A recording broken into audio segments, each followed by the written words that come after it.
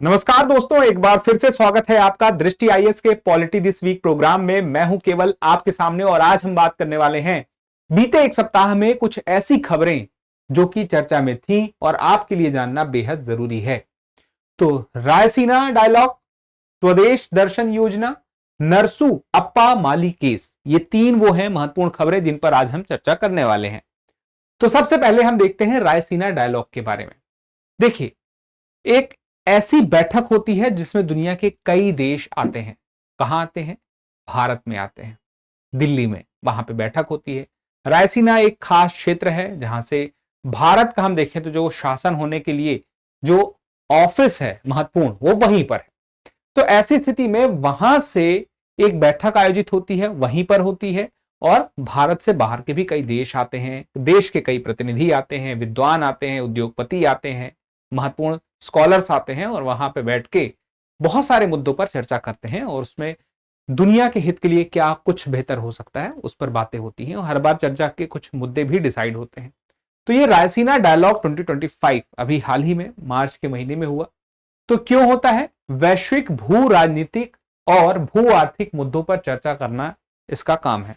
तो दुनिया भर के नेता, नीति निर्माता, विशेषज्ञ, उद्योगपति आएंगे। ठीक है, अब बात यह आती है रायसीना संवाद 2025 कब कहां हुआ? तो 17 मार्च को हुआ, दिल्ली में हुआ। भारत के प्रधानमंत्री नरेंद्र मोदी थे और उनके साथ में न्यूजीलैंड के प्रधानमंत्री क्रिस्टोफर लक्सन, इन्होंने इसका उद्घाटन किया। तो अब देखिए, कई देश के कई लोग आए हैं, लेकिन उद्घाटन कौन कर रहा है? भारत के प्रधानमंत्री और उनके साथ में न्यूजीलैंड के प्रधानमंत्री। नाम याद रखिएगा, क्रिस्टोफर लक्सन। अब यह जानना क्यों जरूरी है नाम क्रिस्टोफर लक्सन का और न्यूजीलैंड का नाम क्यों याद रखना जरूरी है? क्योंकि न्यूजीलैंड के साथ खास समझौते भी हुए हैं। एफटीए को लेकर, फ्री ट्रेड एग्रीमेंट को लेकर के भी बातचीत हुई है, तो वो भी जानना जरूरी है। अब यहां प्रधानमंत्री लक्सन का जो संबोधन था उसमें उन्होंने भारत की तारीफ की, भारत की उपलब्धियों के बारे में बात की और उसके बाद चर्चा शुरू होती है वैश्विक राजनीति, हरित ऊर्जा, डिजिटल प्रौद्योगिकी, व्यापार, आपूर्ति श्रृंखला, विकास और शांति जैसे मुद्दों पर। बहुत सारे मुद्दे जैसे हमने शुरू में बताया था, भू राजनीतिक और अन्य उसके अलावा। अब यहां पे देखिए, शुरुआत 2016 में हुई थी, अभी 2025 है, 10 वर्ष होने को हैं। अब ये किसके माध्यम से होता है? भारत सरकार के विदेश मंत्रालय और इसके अलावा ऑब्जर्वर रिसर्च फाउंडेशन, जिसको शॉर्ट में बोलते हैं ORF। अब ये दोनों मिलकर ऑर्गेनाइज कराते हैं, हर साल होता है और हर साल जिन मुद्दों पर बात होती है हमने बात तो कर ली है, लेकिन इस बार कितने देशों से लोग आए? 125 देशों के प्रतिनिधि आए। क्योंकि क्या हर देश के राष्ट्रपति और प्रधानमंत्री आ गए? नहीं, बात यहां पे प्रतिनिधि की हुई है। वहां की सरकार ने अपना प्रतिनिधि बना के कुछ लोगों को भेजा था और कुछ ऐसे भी हैं जैसे कि आप न्यूजीलैंड, वहां प्रधानमंत्री आए थे। तो यहां पे देखिए, बहुत सारे लोग जब ये आते हैं, बातचीत होती है, तो इसमें एक थीम भी रहती है हर बार। तो इस बार की थीम क्या थी कि काल चक्र, लोग, शांति और ग्रह। ये थीम डिसाइड कहां से हुई है? आप देखा जाए तो मुख्य रूप से भारत में आयोजित हुई है, तो भारत के माध्यम से डिसाइड हुई है। अब उसके बाद भारत और न्यूजीलैंड ने रक्षा, शिक्षा, खेल, बागवानी, वानिकी में 5 महत्वपूर्ण समझौते किए हैं। तो इनमें से कौन से महत्वपूर्ण समझौते थे जो जानना जरूरी है? जैसे रक्षा को लेकर के संयुक्त सैन्य अभ्यास इनके बीच में होगा, प्रशिक्षण इसमें तय होगा, साथ में रक्षा उद्योग में एक दूसरे को क्या सहयोग कर सकते हैं, ये सबका एक रोड मैप तैयार होगा जिस पर ये मिलकर काम करेंगे। उसके अलावा शिक्षा के क्षेत्र में यह देखा जाए कि न्यूजीलैंड में उच्च शिक्षा के लिए भारतीय छात्र काफी मात्रा में, छात्र और छात्राएं दोनों काफी मात्रा में जाते हैं, तो उनके लिए भी काफी महत्वपूर्ण है। तो वहां की सरकार अन्य प्रयास करेगी, यानी कि अवसर उपलब्ध कराएगी भारतीय छात्र छात्राओं के लिए। उसके अलावा खेल को लेकर के भी सहयोग को बढ़ावा देने की बात हुई है और इस पर समझौता हो गया है। उसके अलावा कृषि, वन संसाधन, वानिकी, इन मुद्दों पर भी सस्टेनेबल डेवलपमेंट के लिए दोनों देश मिलकर एक दूसरे को सहयोग करेंगे। तो ये वो बातें हैं जो आमतौर पर समझौते में मुख्य रूप से सामने आई। उसके अलावा हम बात करें तो इन्होंने आपस में यह भी चर्चा की है कि मुक्त व्यापार समझौते पर हम आगे चल के सहमत हो सकें, उसके लिए चर्चा शुरू करेंगे। तो मुक्त व्यापार समझौता क्या होता है? देखिए, जैसे मान लीजिए न्यूजीलैंड से कोई सामान भारत आता है। अब भारत के अंदर आने के लिए, भारत में अंदर आने के लिए एक दरवाजा लगा है, उस दरवाजे पर एक चौकीदार बैठा हुआ है। उस चौकीदार ने कहा कि अगर आपको अंदर अपना सामान लेकर जाना है तो इस पर एक टैरिफ देना होगा, यानी कि एक प्रकार का टैक्स है कि आप जो सामान लाए हैं उसकी कीमत का इतने प्रतिशत आपको टैरिफ देना होगा। तो टैरिफ लगाती हैं। कई दुनिया भर की सरकारें इसी तरह से टैरिफ लगाती हैं। अभी हाल ही में ट्रंप जो बात कर रहे थे कि टैरिफ जो है हम रेसिप्रोकल टैरिफ लगाएंगे, जिन्होंने हमारे यहाँ के उत्पादों पर टैरिफ लगाया है उन पर हम लगाएंगे। तो ये चीजें चलती हैं, वाइस वर्सा चलती हैं। तो इसमें ये बात आपको ध्यान रहे, स्पष्ट रहे कि ये वही टैरिफ की बात हो रही है जिसको ये लोग आपस में चाहते हैं। फ्री ट्रेड एग्रीमेंट जब होता है दो देशों के बीच में, तो या तो वो न्यूनतम हो जाता है या तो नगण्य, यानी कि खत्म ही हो जाता है, जीरो हो जाता है। तो दोनों देश इस पर बात कर रहे हैं कि हम ऐसा कर सकें जिससे दोनों देशों की वस्तुएं और सेवाएं एक दूसरे में आसानी से पहुंच सकें। तो ये अभी बातचीत चल रही है, ये बातचीत की एक शुरुआत कह सकते हैं। अभी फ्री ट्रेड एग्रीमेंट दोनों देशों के बीच में हुआ नहीं है, ठीक है। चलिए, अब उसके बाद न्यूजीलैंड आपको पता रहे यहां पर है, ऑस्ट्रेलिया के पूर्व में आप देखेंगे तो एक तरफ तस्मान सी है और उसके एक तरफ हम देखें तो साउथ पैसिफिक सी है, और दो मुख्य द्वीप, एक उत्तरी और एक दक्षिणी, इनके बीच में कुक स्टेट है। चलिए, अब उसके बाद आ जाते हैं स्वदेश दर्शन योजना के बारे में। देखिए, स्वदेश दर्शन योजना बेहद महत्वपूर्ण है, अभी हाल में चर्चा में है, क्योंकि आमतौर पर यह एक थीम आधारित जो पर्यटन है उसको बढ़ावा देने के लिए रहती है, लेकिन इसमें कुछ बदलाव किया गया है। तो क्या किया गया है वो समझते हैं, लेकिन पूरी तरह से इसको समझना पड़ेगा। तो भारत में पर्यटन को बढ़ावा देने के लिए स्वदेश दर्शन योजना आती है, साल था 2015। तो किस प्रकार की योजना है? केंद्रीय योजना है, राज्य सरकार नहीं, केंद्र सरकार लेकर आई है। और देश भर में थीम आधारित पर्यटन, जिसमें सर्किट भी उसमें एक हिस्सा है। जैसे कि आप देखें तो बौद्ध सर्किट है, जिसमें बोध गया, सारनाथ, कुशीनगर, वैशाली आदि, यानी कि भगवान बुद्ध, आमतौर पर एक धड़ा भगवान बुद्ध कहता है, एक धड़ा गौतम बुद्ध कहता है। तो गौतम बुद्ध को लेकर के जितने महत्वपूर्ण स्थल हैं वहां कोई घूमने जाता है तो बौद्ध सर्किट है। अब इसी प्रकार से भगवान राम से जुड़े स्थल पर अगर कोई जाता है, अयोध्या, चित्रकूट, जनकपुर, इन सब क्षेत्रों में, तो वो रामायण सर्किट हो गया। तो इसी प्रकार से थीम आधारित पर्यटन सर्किटों का विकास करना था इस योजना का काम। तो इस योजना के तहत पर्यटन स्थलों को आधुनिक सुविधाओं से लैस किया जाता है, और फिर आपस में वो कोई जब जाता है सोचता है कि अब यहां गए रामायण सर्किट में, यहां गए तो वहां भी चले जाएं, वहां भी चले जाएं, वहां पे सुविधाएं बेहतर की जाती हैं। अब देखिए, उद्देश्य यही है, ऐतिहासिक, सांस्कृतिक और प्राकृतिक स्थल जो भी रहेंगे इस सर्किट वाले में, इसमें एक तो होगा कि जब हम सुविधाओं का इजाफा करेंगे, लोग वहां जाएंगे तो वहां के लोगों में, उस क्षेत्र के लोगों में रोजगार के अवसर मिलेंगे, विरासत का संरक्षण भी इसी साथ हो जाएगा, और इसी के साथ में जो स्थानीय उत्पाद हैं, वोकल फॉर लोकल की जो हम बात करते हैं, उसको भी मौका मिलेगा दुनिया के नक्शे पर अपनी पहचान बनाने का। अब यहां पे बात आती है स्वदेश दर्शन योजना के प्रमुख उद्देश्य। जब आप देख रहे हैं तो बदलाव की बात समझिए कि अभी कुछ उद्देश्यों में बदलाव हुआ है, इसीलिए स्वदेश दर्शन 2.0 नए बदलाव और नई सोच की बात सामने आई है।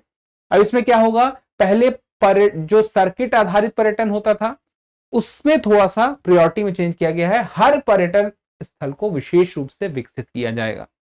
वह पर्यटन एक सर्किट के रूप में ही पूरी तरह से डेवलप करने का ही प्लान बना के काम नहीं करना है। एक पर्यटन स्थल है, उसको जितना बेहतर तरीके से डेवलप कर लो, यहाँ पे लोग आए तो खुश हो जाएं। ये नहीं है कि सारी जगहों का एक साथ ही हो, एक का कर लो, यहाँ कर सकते फिर यहाँ कर लो, उससे क्या होगा, जल्दी होगा, हम कुछ प्लान एग्जीक्यूट जल्दी कर पाएंगे। तो यहाँ पे निवेश को भी बढ़ावा मिलेगा, होटल, रेस्टोरेंट, अन्य सुविधाओं में निजी कंपनियों को निवेश करने का मौका मिलेगा, और यहाँ पे चीजें जल्दी होंगी तो उस क्षेत्र के जरूरत के हिसाब से और सिस्टमैटिक तरीके से भी हो सकेंगी। अब यहाँ पे कुछ खास बातें हैं, जैसे चुनौती आधारित गंतव्य विकास। इसमें क्या है कि पर्यटक स्थलों को बेहतर बनाने के लिए प्रतिस्पर्धा भी होगी। इसके अलावा प्रसाद योजना, धार्मिक पर्यटन को बढ़ावा देने के लिए प्रमुख तीर्थ स्थलों को विकसित किया जा रहा है। तो क्या है, बहुत सारे ऐसे तीर्थ स्थल हैं। तीर्थ स्थल देखिए, पर्यटन और तीर्थ स्थल में अंतर। तीर्थ स्थल का मतलब क्या हो गया, कहीं धार्मिक भावनाओं से जुड़े जो स्थल हैं वही होंगे वहां पे। जो भी प्रमुख तीर्थ स्थल हैं उनको विकसित करने के लिए प्रसाद योजना है। फिर उसके बाद हृदय योजना है, विरासत शहरों को सुंदर और व्यवस्थित बनाने के लिए।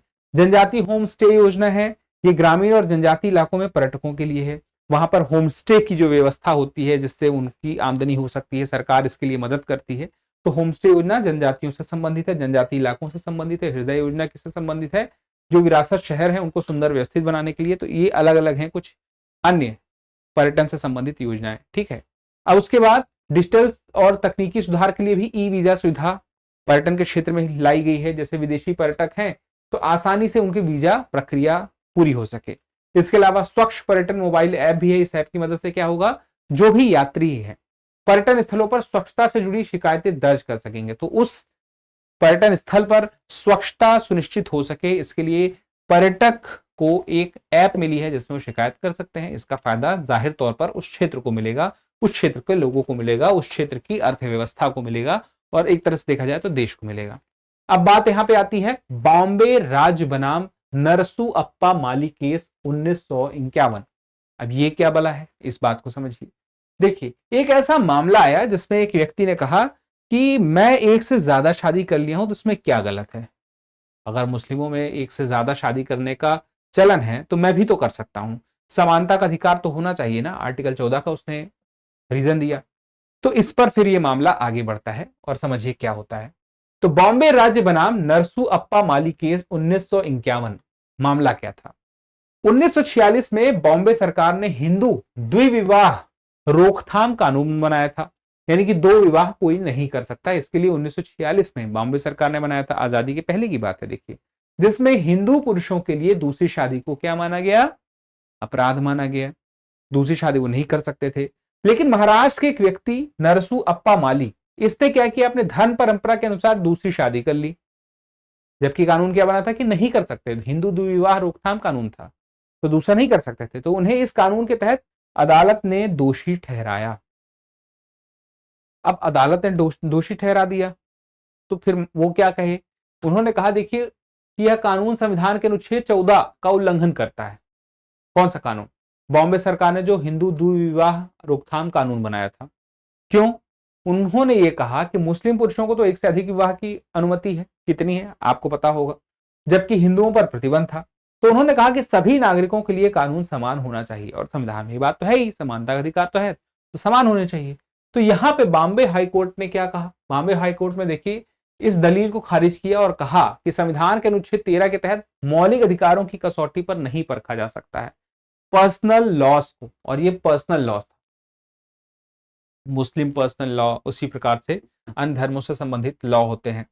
तो ये पर्सनल लॉ में क्या है कि इसे मौलिक अधिकारों की कसौटी पर नहीं परखा जा सकता। जब ये कह दिया तो इसका मतलब ये हुआ कि अगर मुस्लिम पर्सनल लॉ में एक से ज्यादा शादी का अधिकार उन्हें है, तो इस आधार पर कोई नहीं कह सकता कि उन्हें एक से ज्यादा शादी करने का अधिकार मिला हुआ है उनके कानून में, तो हमें भी बराबरी की चाहिए और इसके लिए समानता का अधिकार, हम मौलिक अधिकार की कसौटी पर उसे परखेंगे और उसका उपयोग करेंगे।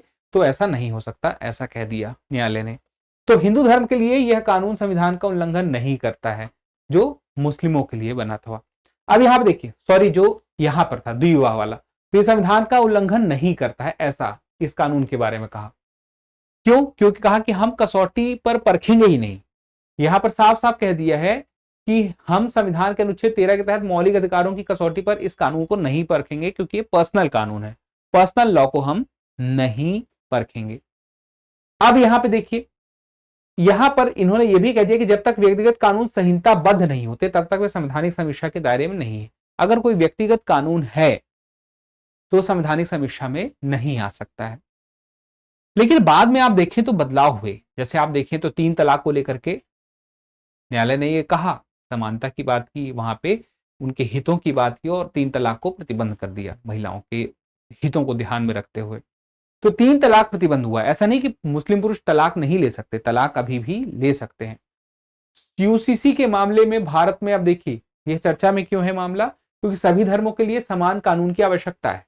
तो जब समान कानून की आवश्यकता है तो ये समानता की बात आ रही है। तो ऐसे में यूसीसी के मामले में ये बात अटकती है कि ऐसे में फिर कैसे मैनेज होगा, सब अपना पर्सनल लेके चलेंगे। तो फिर उसके बाद नरसू केस का फैसला व्यक्तिगत कानून संविधान के ऊपर रखता है, जो यूसीसी लागू करने में बाधा बन सकता है, क्योंकि यहाँ पे वही बात आ जाएगी। क्योंकि इस हिसाब से जो कोर्ट ने कहा था वो तो कह रही है कि हम मौलिक अधिकार की कसौटी पर रखेंगे नहीं, तो फिर यूसीसी कैसे आएगा।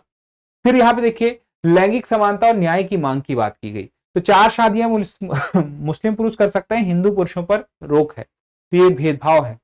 तो यहां पर 3 तलाक जैसी प्रथाएं अब खत्म की गई, लेकिन अन्य असमानताओं पर न्यायिक समीक्षा होनी चाहिए या नहीं, ये सवाल बनता है कि अब आगे क्या हो सकता है, यूसीसी को स्तर पर जाने के लिए क्या स्थिति हो सकती है। फिर उसके बाद सुप्रीम कोर्ट के नए फैसले से टकराव स्थिति बनी गई, क्योंकि एक तरफ वह कह रहा है कि संविधान के मौलिक अधिकारों की कसौटी पर हम पर्सनल लॉस को नहीं रखेंगे, और दूसरी तरफ वो देखे तो ट्रिपल तलाक केस, 3 तलाक को उसने बंद कर दिया। ठीक है, सजा का ऐलान कर दिया। फिर उसके बाद समरी वाला मंदिर प्रवेश केस में कोर्ट ने कहा कि सभी व्यक्तिगत कानूनों को संविधान के अनुरूप होना चाहिए। अब ये देखिए, यहाँ पे व्यक्तिगत कानूनों को कह रहा है संविधान के अनुरूप होना चाहिए, यानी कि मौलिक अधिकार की कसौटी पर यहाँ पे कसने की बात आ गई। तो इसी वजह से ये बात देखिए तो दो अलग अलग किस्म की हैं जो निकल के आती है न्यायपालिका से। तो तलाक अभी भी ले सकते हैं, उसके मैंने बताया कि 3 तलाक को लेकर के प्रतिबंध हुआ है कि 3 बार तलाक तलाक बोल के हो गया, लेकिन अभी भी तरीके हैं, तलाक हसन, तलाक हसन, इसके अलावा खुला, फस्क, ये सब अभी भी मौजूद है।